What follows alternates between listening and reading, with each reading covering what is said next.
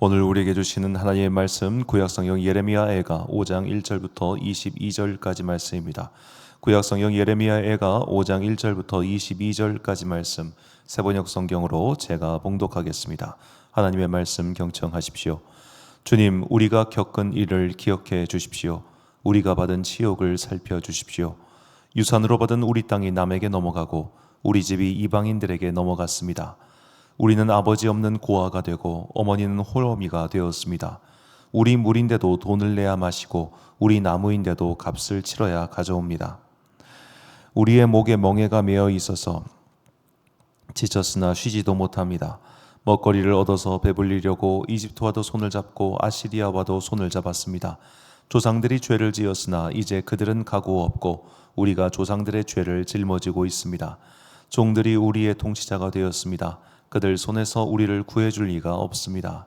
먹거리를 얻으려고 쫓는 자의 칼날에 목숨을 낼 겁니다. 굶기를 밥 먹듯 하다가 살갗이 아궁이처럼 까맣게 탔습니다. 시온에서는 여인들이 짓밟히고 유다 성읍들에서는 처녀들이 짓밟힙니다. 지도자들은 매달려서 죽고 장로들은 천대를 받습니다.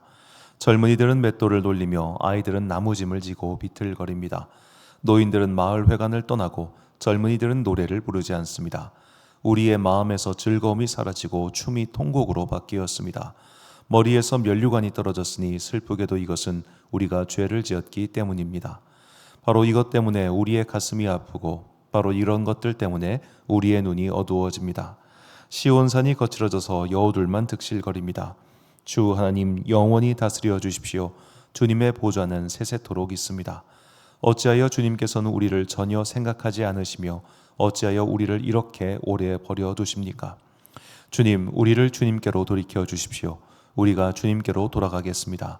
우리의 날을 다시 새롭게 하셔서 옛날과 같게 하여 주십시오. 주님께서 우리를 아주 버리셨습니까? 우리에게서 진노를 풀지 않으시렵니까? 아멘.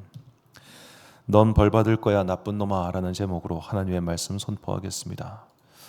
오늘 설교 제목이 너무 좀 직설적이긴 한데 다른 좋은 표현이 생각나지 않아서 조금 이렇게 직설적인 표현으로 설교 제목을 만들어 봤습니다.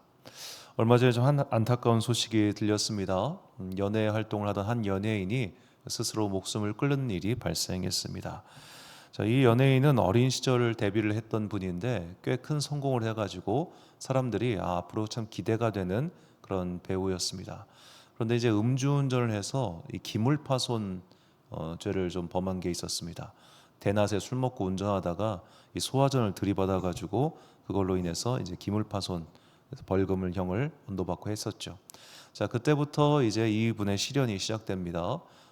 출연했던 영화에서는 뭐 통편집을 당하고 그리고 계약했던 거 취소당하고 소속사에서도 쫓겨나서 결국 빚을 진 상태에서 이제 카페 알바를 시작했는데 대중들의 공격이 시작됩니다. 사람들이 얘가 여기서 카페에서 알바한다더라 하면서 그 카페에 별점 테러, 그러니까 요즘 네이버 같은 데 보면은 이제 식당별로 평가 점수를 남길 수 있는데 거기다가 막 테러를 한 거예요. 어떻게 술 먹고 음주운전한 애 그런 애를 취직시켜 줄 수 있냐? 너 카페 사장 제정신이냐? 이런 식으로 계속해서 좌표를 찍고 그가 일하는 곳을 따라다니면서 사람들이 괴롭히기 시작합니다. 결국 그가 25살이라고 하는 젊은 나이에 세상을 떠났습니다. 자, 뭐 반복되는 일이긴 합니다만 이런 일들이 벌어질 때마다 이 사회의 한 단면을 보는 것 같습니다. 물론 저도 굉장히 어쩔 수 없이 우리 교회도 모든 예배를 유튜브로 생중계하다 보니까 저도 뭐 본의 아니게 유튜브를 많이 보는 편입니다만 유튜브에 달려있는 댓글들을 보면 저는 우리나라 모든 사람들이 그런 수준의 댓글을 다는 사람들이다 그렇게 생각하지 않습니다. 아마 퍼센테이지로 따지면 전체 인구의 2%도 채 되지 않을 겁니다. 그런데 그렇게 극렬하게 나서서 이 일 저 일 끼면서 그곳에 좋은 말이 아니라 나쁜 말을 내뱉고 나쁜 말을 적는 사람들이 있죠. 그러면 그런 사람들이 크게 활동할 수 있도록 소위 좌표를 찍어주는 몇몇 언론들이나 그리고 그런 흥미거리를 쫓는 사람들이 있습니다. 자, 이런 사람들과 이런 사람들이 합해서 악한 힘을 이룹니다. 그 악한 힘을 가지고 사람들은 누군가를 모욕하고 음해하고 괴롭히는데 힘을 쏟기 마련이죠. 저는 처음에 이것이 단순히 우리 사회 안에 있는 그 잘 나가는 사람에 대한 어떤 공격 심리라고 생각했는데 이제는 이것을 좀 넘어간 것 같아요. 그래서 이제 지금은 돌아가신 팀 켈러 목사님은 이런 사람들을 가리켜 SNS에서 활동하는 도덕주의자다라는 표현을 쓴 적이 있습니다. 저들은 악한 사람이다. 그러니까 벌을 받아야 된다. 나는 정의의 사도다. 그러니까 내가 저들을 욕하는 것은 얼마든지 정당화될 수 있다. 라고 스스로 최면을 건 사람들이죠. 이런 사람들 때문에 사람들은, 그 표적이 된 사람들은 정말 생명을 끊지 않고는 견딜 수 없을 지경에 처한 것은 사실입니다. 자, 이런 상황에서 그 말씀을 보다가 정말 기가 막힌 단어를 발견했습니다. 시편 69편 10절과 11절 말씀인데요. 내가 곡하고 금식하였더니 그것이 도리어 나의 욕이 되었으며 내가 굵은 배로 내 옷을 삼았더니 내가 그들의 말거리가 되었나이다. 자, 나를 욕하고 나를 공격하는 자들은 지금 보니까요, 내가 뭘 해도 욕하더라는 겁니다. 슬픔에 처해서 곡하고 금식하니까 그것을 조롱합니다. 굵은 배로 내 옷을 삼았다. 이것은 겸손과 회개를 상징하는데 내가 겸손하게 엎드려서 회개를 하니까 이것도 그들이 말을 한다. 그러니까 이런 자들은 뭘 해도 나를 조롱하고 뭘 해도 나를 비웃는 그런 사람들이라는 거예요. 그런데 여기서 이 욕과 말거리라고 번역한 히브리어가 이 똑같은 단어인데 이 단어의 뜻이 굉장히 의미심장했습니다. 자, 이 욕 혹은 말거리라고 번역한 히브리어는 체르파흐라는 말인데 이 말은 성경에서 보통 치욕 혹은 모욕으로 번역을 합니다. 그런데 이 단어의 원래 뜻이 굉장히 의미심장했어요. 자, 모욕과 욕설로 싸움하도록 자극하다가 원래 뜻입니다. 여기서 비웃다, 모욕하다라는 의미가 파생되었고, 그리고 나서 한 걸음 더 나은 게 뭐냐? 자신의 생명을 업신여기다, 목숨을 버리다입니다. 자, 누군가를 모욕과 욕설로 자극하고 그를 끊임없이 비웃고 모욕하면 결국 그 모욕을 당한 사람은 어떻게 되느냐? 내 생명을 업신여기게 됩니다. 나는 살 가치가 없는 자구나. 나는 죽어야 되겠구나. 죽어야 이 모욕과 욕설이 끝나겠구나 라는 생각을 품게 된다는 거죠. 제가 성경을 읽으면서 참 성경이 이게 어떻게 사람의 작품인가 싶을 정도로 저는 이것이 하나님께서 주신 말씀이라 확신하는데, 이유는 시대를 관통하는 통찰력과 지혜가 이 안에 담겨 있기 때문입니다. 우리는 그가 죽을 때야 모욕을 끝납니다. 그리고 모욕을 당하는 사람은 내가 죽어야만 이것이 끝나지 않을까라는 생각을 당연히 하게 됩니다. 이거 안 당해본 사람은 모릅니다. 이게 주리돌림이라고 하죠. 이렇게 조직 내에서, 공동체 내에서 막 자기를 괴롭혀요. 애들이 괜히 학교에서 자살하는 게 아니에요. 왜 직장 내에서 사람들이 그렇게 괴로워하다가 스스로 목숨을 끊는 게 괜한 일이 아니에요. 공동체 안에서 사람은 모욕감을 받고 비난을 받고 조롱을 당하면 결국 자신의 생명을 업신여기게 되어 있다는 겁니다. 나는 살 가치가 없는 사람이구나. 그런데 그렇게 모욕을 당한 사람, 이 사람은 스스로 목숨을 끊고 죽는데 정작 그를 조롱하고 비난했던 그 자들은 멀쩡하게 살아있어요. 자, 오늘 시인의 상황이 바로 그런 상황이라는 겁니다. 본문 1절 말씀입니다. 여호와여, 우리가 당한 것을 기억하시고 우리가 받은 치욕을 살펴보옵소서. 자, 이제 예레미야 애가는 5장으로 끝나게 되는데 1장부터 5장까지의 내용은 대동소이합니다. 주님, 내가 힘들어 죽겠다는 겁니다. 너무너무 힘듭니다. 그냥도 힘들어요. 그러니까 한마디로 망했어요. 망해서 살기가 너무 힘들어. 그런데 우리가 망한 것을 보고 옆에서 조롱하는 자들 때문에 더 힘든 거예요. 하나님, 저 모압이, 저 암몬이, 저 에돔이 우리를 보고 비웃고 있어요. 쟤들도 우리보다 하등 나을 거 없는데 주님, 저들도 벌해주세요. 이게 예레미야 애가에 나오는 내용입니다. 자, 그런 자들의 조롱 속에서 내가 모욕을 당하고 있습니다. 주님, 내가 괴롭힘을 당하고 있습니다. 마음이 너무너무 힘이 듭니다. 그리고 이 힘듦의 상태가 끝나지 않았어요. 이 모욕받는 상태가 종식되지 않은 상태에서 예레미야 애가는 이렇게 끝을 맺습니다. 본문 22절, 주께서 우리를 아주 버리셨사오며 우리에게 진노하심이 참으로 크시니이다. 이게 마지막 장 마지막 절의 말씀입니다. 우리도 이 시인의 처지를 완전히 이해하지 못할지라도 누군가에게 악의가 가득한 자에게 아무런 의도 없이 돌을 맞아본 사람이라면 아실 겁니다. 이게 진짜 언제 끝나려나, 이 고통이 언제쯤 멈추려나, 그런 생각이 들면서 세상살이가 참 힘들어지죠. 그때 우리는 주님께 기도합니다. 주님, 이 악한 자들의 괴계가 속히 멈추게 하여 주십시오. 지금 내 심장을 후벼 파고 내 살갗에다가 가시를 푹푹 찌르는 것 같은 그런 악한 자들의 공세가 이제는 멈춰지게 하여 주십시오 라고 간절히 기도합니다.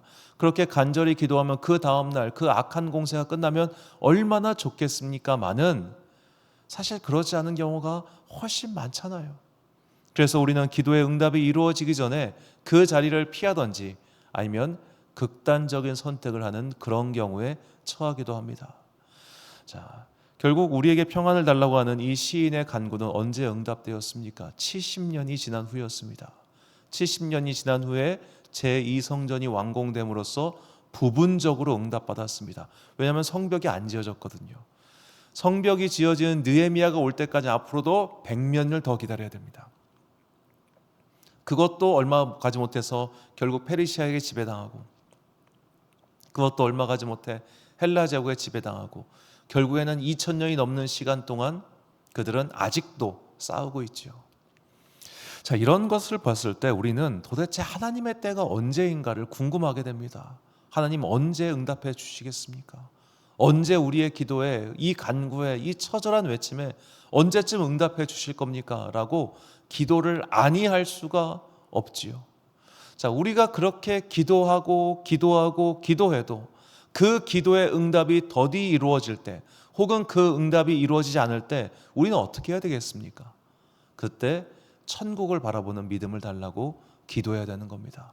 우리의 모든 신앙생활은 물론 이 땅에서 우리가 성공하고 안녕하고 평안한 것, 이것은 기본적인 간구입니다. 이것은 항상 우리가 구해야 되는 기도 제목이지요. 그러나 우리가 바라는 그 기도의 간구들이 이 땅에서 이루어지지 않는 게 훨씬 많아요.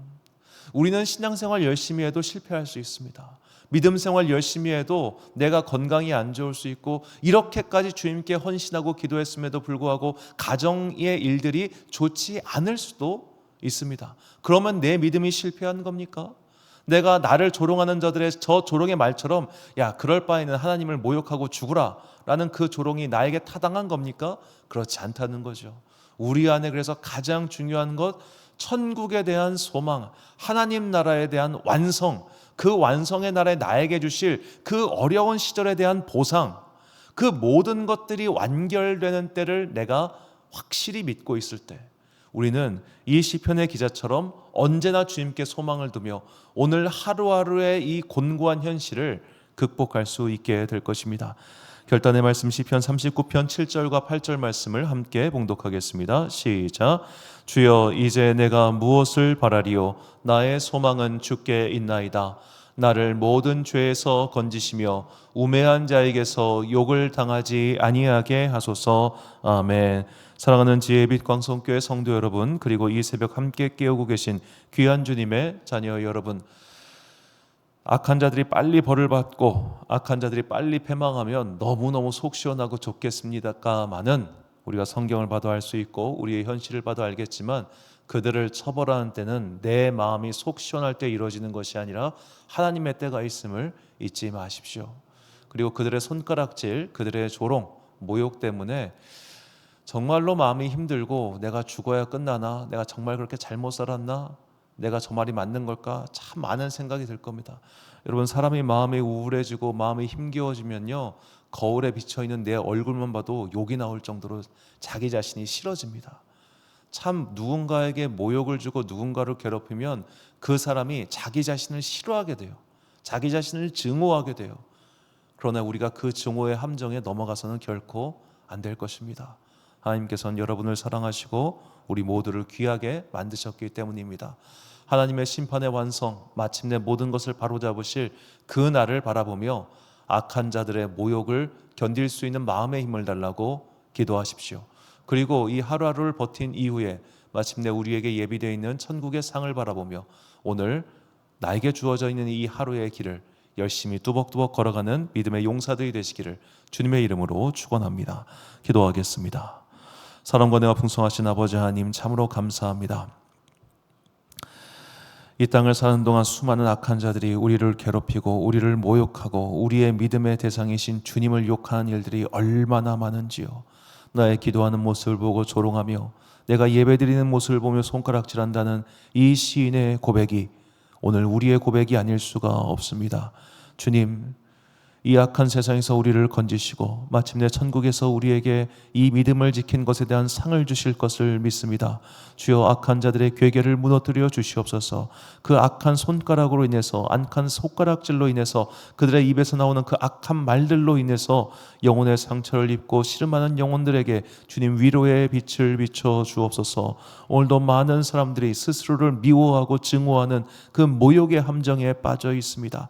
너무나 많은 욕을 듣고 나니 그래, 나는 살 가치가 없어, 나 같은 건 죽어야 돼, 내가 죽어야 이 고통이 끝이 날까라고 스스로 되뇌이고 있는 사람들, 주님 그들에게 사랑과 은혜의 빛을 비춰주사 그들이 다시 한번 마음의 힘을 얻고 소망을 가지고 자신에게 주어져 있는 이 소명의 삶을 끝까지 마칠 수 있도록 주님 그들의 손을 붙잡아 주시옵소서.